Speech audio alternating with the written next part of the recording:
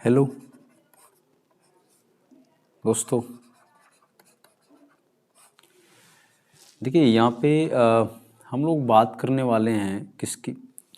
अभी हम लोग जो बेसिकली पूरा पढ़ रहे थे, मैं आपको बता दूं तो हम लोग थोड़ा सा हम लोगों ने टॉपिक एक स्टार्ट किया था, उसको मैं बोल रहा था एनिमल टिश्यू।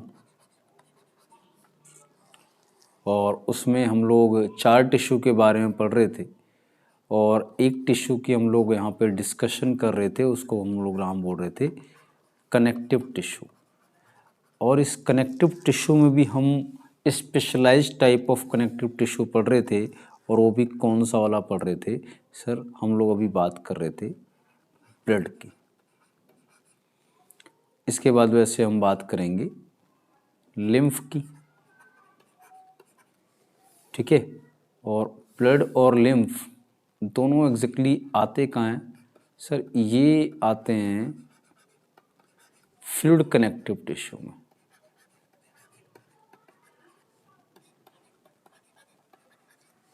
क्या डिस्कस कर लिया था, मैं थोड़ा सा उस चीज़ को वापस ले आता हूँ। डिस्कस क्या किया था सर? डिस्कस हम लोगों ने अभी तक किया था क्या कि सर जो ये ब्लड वाला पोर्शन है, इसके अंदर बेसिकली एक ब्लड प्लाज्मा की बात कर रहे थे, फिर आरबीसीज की बात कर रहे थे जिसको एरिथ्रोसाइट्स बोलते हैं, डब्ल्यूबीसीज के बारे में बात हो रही थी और एक प्लेटलेट्स के बारे में बात हो रही थी, ब्लड प्लेटलेट्स। इनको ल्यूकोसाइड, इसको थ्रोम्बोसाइड। इसमें क्या पढ़ा अभी तक हमने सर? प्लाज्मा में एक प्रोटीन्स पढ़े थे, ब्लड प्लाज्मा प्रोटीन्स, वो फिब्रिनोजेन वगैरह, और थोड़ा सा आयंस के बारे में और वाटर के बारे में। तो हम लोगों ने आयंस के बारे में अभी इसमें नहीं पढ़ा था, प्रोटीन के बारे में तो पूरी कहानी हो गई थी। तो हम लोग यहीं से चलते हैं, ब्लड वाले टॉपिक में किसकी बात करेंगे? ब्लड प्लाज्मा की। फिर ये वाला पूरा पोर्शन है, इसको हम लोग क्या पढ़ते हैं सर? ब्लड सेल्स या फॉर्म्ड एलिमेंट्स, ठीक है, डन। तो अभी चलते हैं इसके अंदर आगे।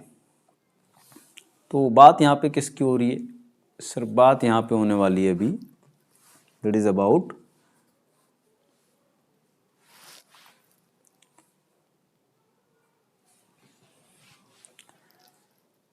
ब्लड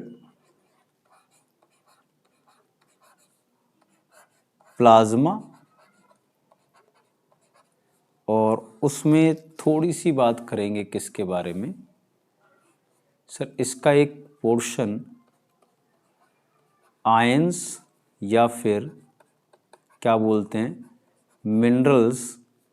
और ये पूरे ब्लड प्लाज्मा का सिर्फ 2-3% ही होता है ना। आपको ये भी ध्यान होगा, ब्लड प्लाज्मा पूरे ब्लड का 55% होता है,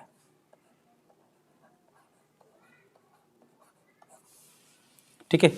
तो आयंस और मिनरल्स हम लोग यहाँ पे डिस्कस करेंगे। तो बेसिकली आयंस और मिनरल्स में अगर मैं बात करूँ तो बहुत सारे आयंस मिनरल्स हैं। जैसे मैं ज़्यादा के नाम ना लूँ तो कैल्शियम आयंस हो गए, पोटेशियम आयंस हो गए, सोडियम आयंस हो गए, बाइकार्बोनेट आयन हो गए, फॉस्फेट आयंस हो गए, और भी बहुत सारे आयंस हैं, ठीक है। तो आपको पता है कि जिनके ऊपर पॉजिटिव चार्ज होता है तो ये कैटायन हो गए और ये अनायन हो गए, ठीक है। कुछ आई थिंक क्लियर है। मैं यहाँ पे ज़्यादा नहीं, थोड़ी सी बस बात करूँगा। जैसे आपको पता है कैल्शियम का रोल कहाँ? इन बोन्स, और साथ में एक फेनोमेना जिसको हम बोलते हैं मसल कॉन्ट्रैक्शन,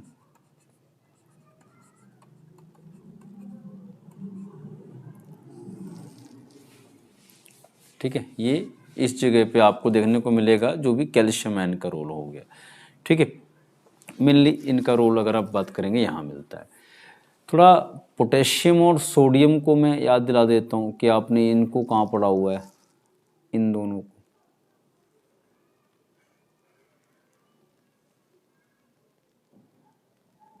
ठीक है, वैसे रोल इसका कैल्शियम का भी है, तो कैल्शियम का एक रोल आपको पता होगा, जब वो कंडक्शन थ्रू साइनेप्स होता है न्यूरल कंडक्शन में।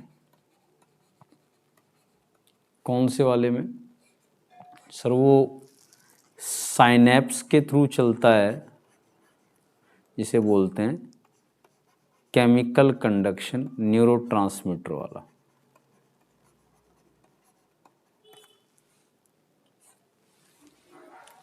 ठीक है, अब इसमें इनका दोनों का थोड़ा मैं रोल हाईलाइट कर दूं कि मैं इन दोनों का रोल क्या होता है।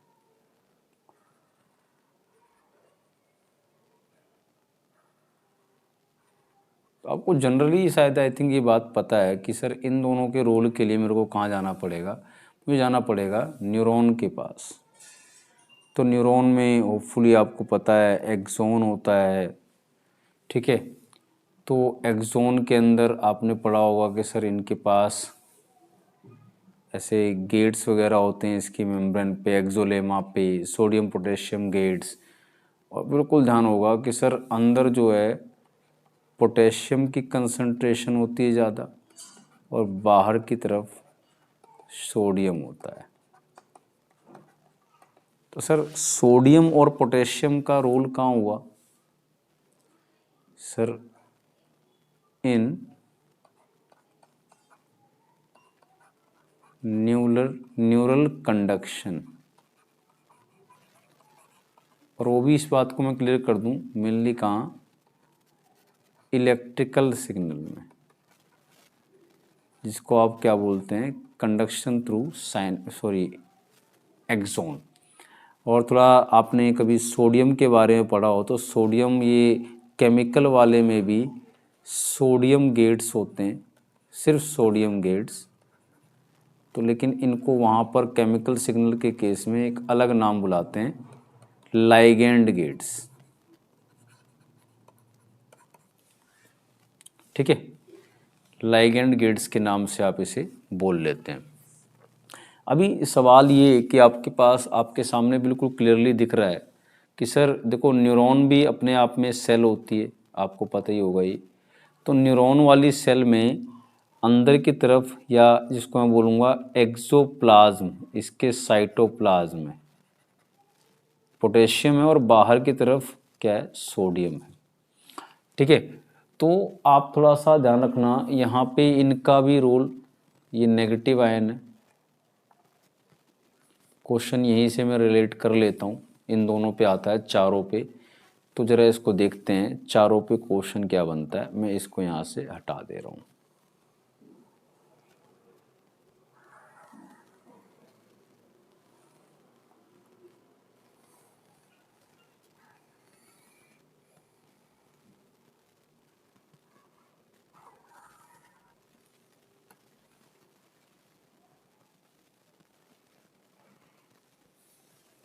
ठीक है, बात किसकी हुई थी कि सर यहाँ पे आप एक ये वाला आयन भी लिखा था, सोडियम आयन और पोटेशियम आयन।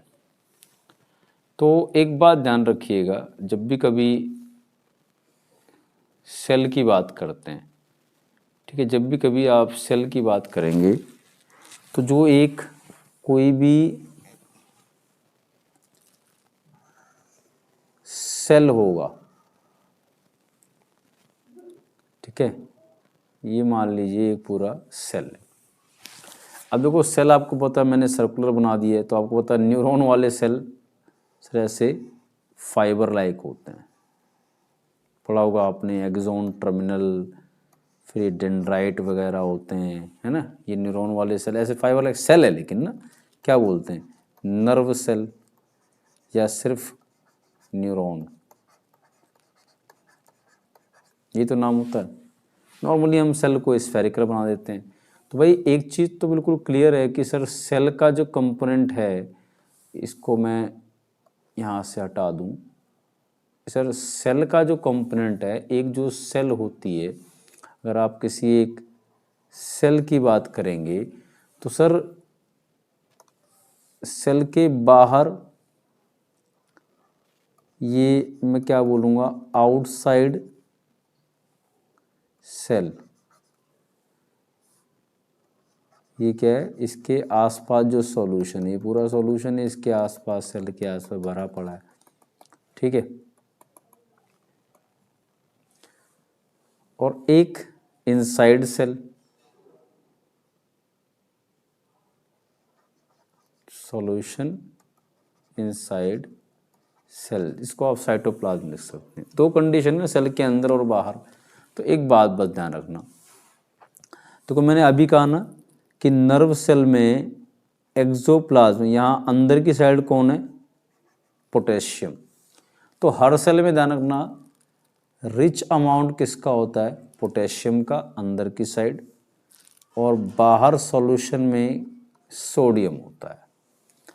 सेम ऐसे ही अगर आप इस पे आ जाएं कि सर नेगेटिव आयन बताना, तो नेगेटिव आयन के केस में आपका अंदर की तरफ होगा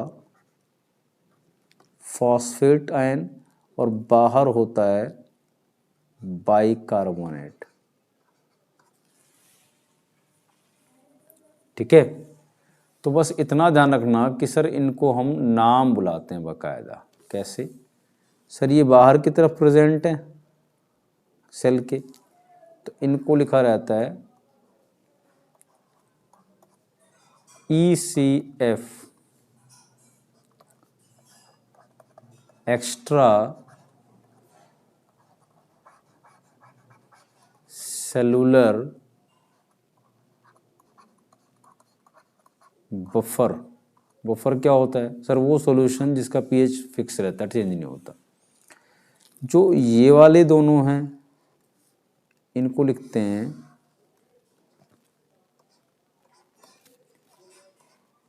ICF। क्या होगा सर, इंट्रा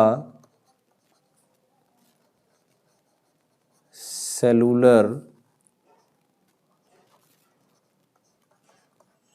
बफर। मतलब ध्यान रखना, अगर आपसे पूछता है क्वेश्चन कि सर जो आपका we can say outside cell कौन सा पॉजिटिव आयन होता है, सर Na+। इनसाइड सेल कौन सा पॉजिटिव आयन होता है, K+। आउटसाइड सेल कौन सा नेगेटिव आयन होता है, sir SCO3- bicarbonate ion. Inside cell कौन सा होता है सर, फॉस्फेट आयन, ठीक है। तो जो ये यहाँ पीएच वगैरह को मेंटेन रखते हैं सेल के अंदर, सेल के बाहर। क्यों चाहिए पीएच मेंटेन, क्योंकि सर एंजाइम्स वगैरह को काम करना है, तो उसके लिए एक फिक्स पीएच चाहिए होता है, ठीक है। तो ये थोड़ा सा ध्यान रखना कि इसमें कभी कभी आपसे क्वेश्चन आया कि भाई आउटसाइड सॉल्यूशन क्या है, तो जनरली हम इसको ही पढ़ते हैं, लेकिन ध्यान रखना कि ये आपको पता है पोटेशियम और सोडियम तो अंदर बाहर कैसे होते हैं, ठीक है। That is about blood plasma में जब आप बात करेंगे व्हाट आर आयंस,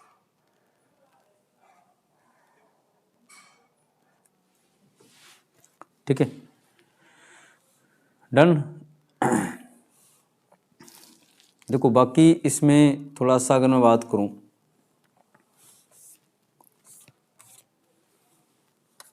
ये ब्लड सेल्स के बारे में जिन्हें हम ब्लड कॉर्पसल्स या फिर फॉर्म्ड एलिमेंट्स बुलाते हैं। थोड़ा सा इनका ब्रीफ ले लेते हैं। 3 लोग हैं,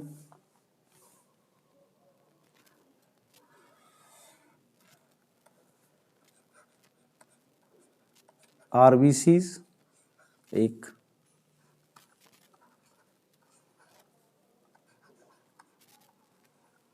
WBCs 2,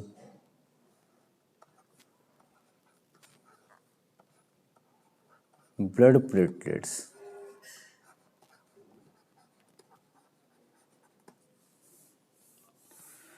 तो बेसिकली हमें इसमें क्या चीज़ पता होनी चाहिए, जो जनरल मैं बता दूं पहले। हमें शायद रोल पता है, ये ऑक्सीजन न्यूट्रिशन ट्रांसफ़र करता है, ये डिफेंस की बात करता है, ये ब्लड क्लोटिंग की बात करता है। थोड़ा इस पर कभी कभी क्वेश्चन क्या आता है भाई, इनका हम जो अभी पढ़ेंगे उसमें क्या पढ़ेंगे बस कि भाई इनका बॉडी में अमाउंट कितना होता है और इनका लाइफ स्पान कितना होता है, थोड़ा इसको समझना पड़ेगा। अगर मैं बात करूं, जैसे मैं यहाँ लिख देता हूँ कि सर ये अपने पास पॉइंट नंबर 1 कि आपने कहा कि इन सब का बॉडी में अमाउंट या कंसंट्रेशन बताओ, एक पॉइंट। सर दूसरा पॉइंट बता दो सर इनकी ना लाइफ स्पान बता देना इनके सेल्स की। तो एक तो अमाउंट या कंसंट्रेशन बता दो और एक बता दो लाइफ स्पान। सर आपको पता है आरबीसी का अमाउंट कितना होता है? सर 5 से 5.5 की जगह 4.5 से लिख सकते हैं आप। 4.5 से 5.5 मिलियंस पैरामीटर क्या होता है? पर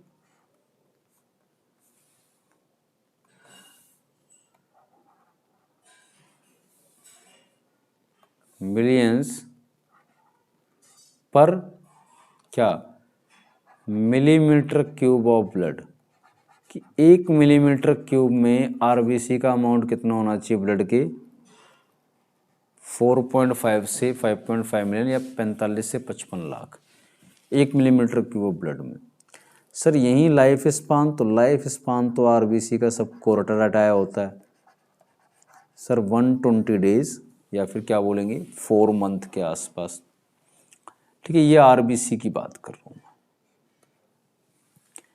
फिर उसके बाद इसके अंदर आता है कि सर डब्ल्यूबीसी, तो इसके साथ अगर आओगे तो इसका अमाउंट डब्ल्यूबीसी का कितना होता है?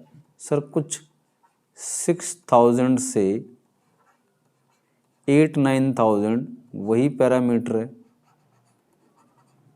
पर मिलीमीटर क्यूब ऑफ ब्लड। मतलब 1 मिलीमीटर क्यूब ब्लड में सिर्फ 6 से 8000 आरबीसी होते हैं, सोल्जर्स कम ही होते हैं। और ये 120 डेज की बजाय इसका लाइफ स्पान कितना होगा? 24 से 48 आवर्स, 1 से 2 दिन। कुछ ऐसे डब्ल्यूबीसी हैं जहाँ पे मैं बात करूँ एक्सेप्शन, एक हैं टी हेल्पर सेल्स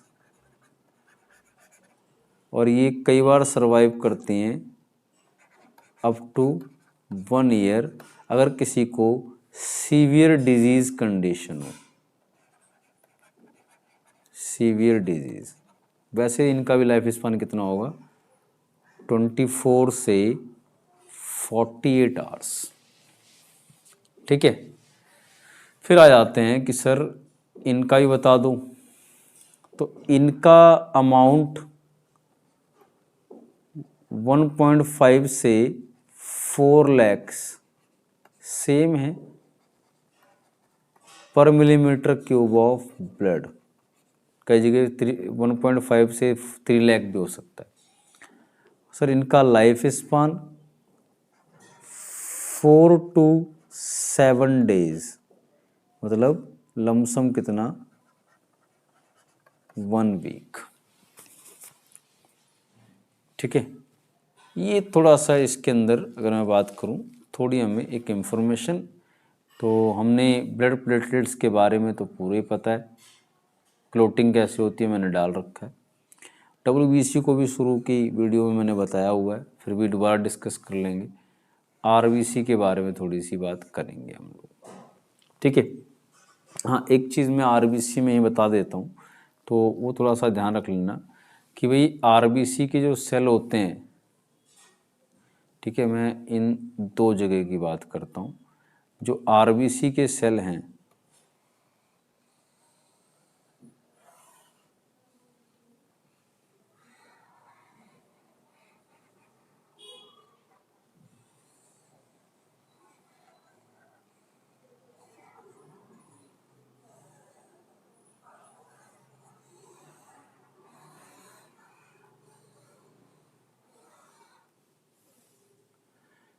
जो आरबीसी के सेल हैं अपने पास, ठीक है, तो आरबीसी के सेल्स में एक खास बात ये है कि इनका जो वी कैन से, देखो हमें पता है कि हम जब कॉर्डेट्स की बात करते हैं तो कॉर्डेट्स में मेनली 5 लोगों की बात करते हैं। एक फिशेस की, एम्फीबियंस की,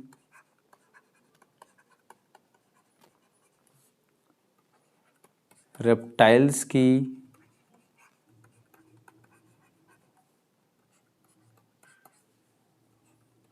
बर्ड्स की और मैमल्स की। मैं इन पांचों पे, ये क्या होते हैं एग्जैक्टली सर, ये आपके सारे क्या कहलाते हैं, कॉर्डेट्स, फाइलम कॉर्डेटा या कॉर्डेट, ठीक है। इन पांचों की एक मैं आपको कंडीशन समझा देता हूँ। इन पांचों में से जो ये वाले हैं amphibians, they have largest RBCs, जबकि mammals they have smallest RBCs, size के बेस पे बोल रहा हूँ मैं। उसके बाद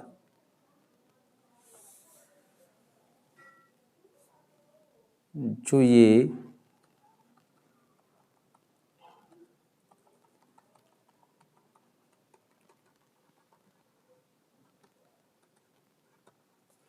बर्ड्स और मैमल हैं, इनकी आरबीसी ई न्यूक्लिएटेड होती है,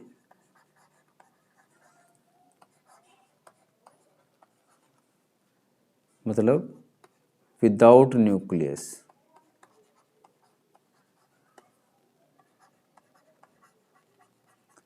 इसमें एक एक्सेप्शन है, एक्सेप्ट एक तो कैमल, मैमल में, और एक कैमल की तरह दिखता है लामा। इन दो में आरबीसी न्यूक्लिएटेड होती है, बाकी किसी बर्ड और मैमल में आरबीसी क्या होती है, न्यूक्लिएटेड नहीं होती है, ठीक है। इनकी एम्ब्रियोनिक लाइफ में होती है न्यूक्लिएटेड। बाकी जो ये तीन हैं,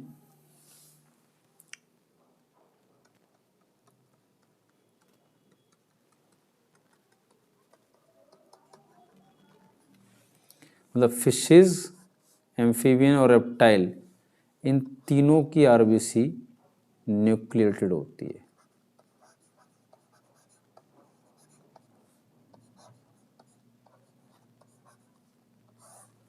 आरबीसी का कंसेप्ट वैसे ज़्यादातर हमारे मैमल वगैरह मतलब कॉर्डेट्स में चलता है, लेकिन ध्यान रखना अगर किसी के बारे में पूछेगा तो न्यूक्लियस जिसमें आरबीसी नहीं होता है वो बर्ड्स और मैमल होती हैं।